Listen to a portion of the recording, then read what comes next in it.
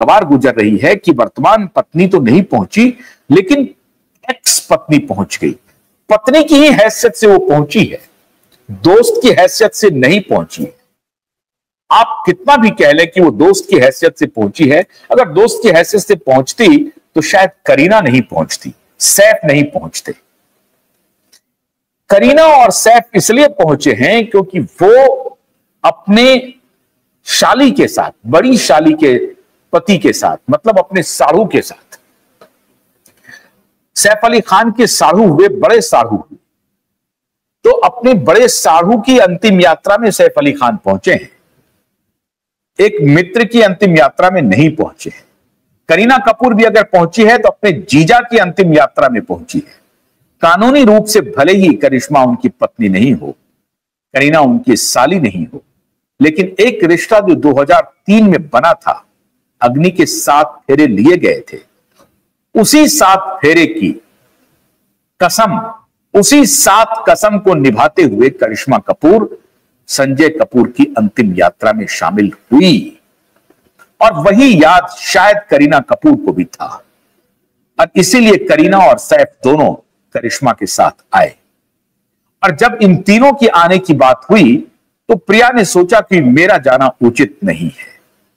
उनको हो सकता है कि अपने सनातन धर्म का एक मन में आ गया हो कि पत्नी अंतिम यात्रा में शामिल नहीं होगी, तो वो नहीं भी हुई, बच भी गई करीना के आमने सामने होने से।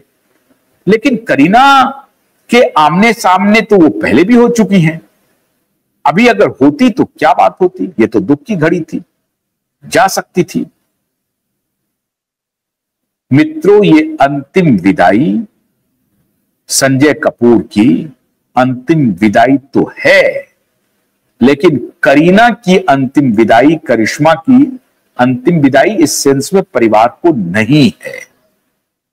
करिश्मा और करीना अंतिम विदाई पर इसीलिए आई थी क्योंकि अब संजय कपूर की मिल्कियत को वो अपने दोनों बच्चों के नाम करवाने की जिद ठानेगी।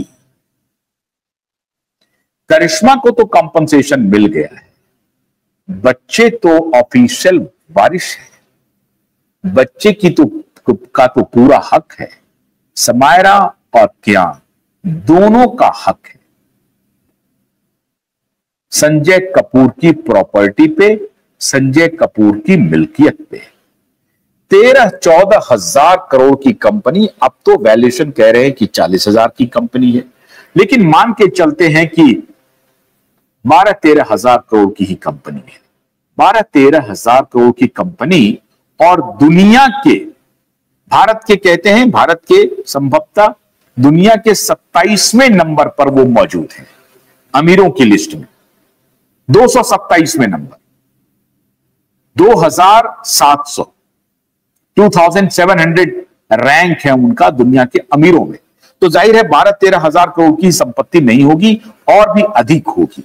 ये जो पिछला आंकड़ा है उसके हिसाब से कहा जा रहा है कि 12-13 हजार करोड़ की कंपनी है। तो संजय कपूर की 12-13 हजार करोड़ की कंपनी पर अब दावेदारी का वक्त आ गया है, और अब ये लड़ाई और छिड़ेगी।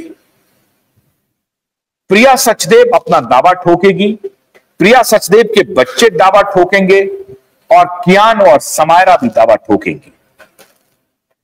कियान और समायरा के लिए संजय कपूर ने अपने डायरी में ही स्पष्टतया लिख दिया है कि प्रिया अगर कुछ भी हमारी संपत्ति के ऊपर कुछ भी करते हैं या दावा ठोकती है, तो हमारे बच्चों को उनसे कानूनी लड़ाई लड़नी चाहिए। प्रिया से अंतिम दिनों में संभवतः संजय कपूर का मोह भंग हो गया था, और इस बात की तस्दीक संजय कपूर ने खुद की है, कोई हियर से नहीं है, कोई गॉसिप नहीं है। संजय कपूर ने बाकायदा अपनी डायरी में यह लिखा है कि प्रिया के ऊपर उन्हें संदेह हो रहा है, प्रिया के साथ रिलेशन में वो वार्मथ नहीं है जो पहले था, वो गर्माहट नहीं है जो पहले थी। तो प्रिया के साथ अपने संबंध की खटाई को वो खुद अपनी डायरी में जिक्र कर रहे हैं, और ये डायरी करिश्मा के दोनों बच्चों के लिए रामबाण है। यही डायरी यह साबित कर देगा कि संजय कपूर की मिल्कियत पे कियान और समायरा की कम से कम 50% की हिस्सेदारी तो जरूर होगी। 50% की हिस्सेदारी प्रिया सचदेव के बच्चे की होगी, और उसमें भी प्रिया सचदेव की पहले पति से जो बच्चे हैं उनको मिलेगी कि नहीं मिलेगी कहना मुश्किल है। लेकिन अगर संजय ने पहले पति से जो बच्चे थे उनको उन्होंने अडॉप्ट कर लिया होगा कि ये भी हमारे बच्चे हैं, और इसकी कोई वसीयत उन्होंने बना रखी होगी, या कहीं पर लीगल डॉक्यूमेंटेशन हो गया होगा कि पूर्व पति से जो बच्चे हैं वो भी हमारे बच्चे हैं, उनका भी हमारी संपत्ति पर हक होगा, तो हो सकता है उनका भी हक होगा। लेकिन पूर्व पति भी जो हैं प्रिया सचदेव के, वो कोई छोटे मोटे आदमी नहीं, वो भी बिलियनर है, बड़े होटेलियर है, तो उनकी भी संपत्ति पर उस बच्चे का हक होगा जो उनकी पहले पति से है।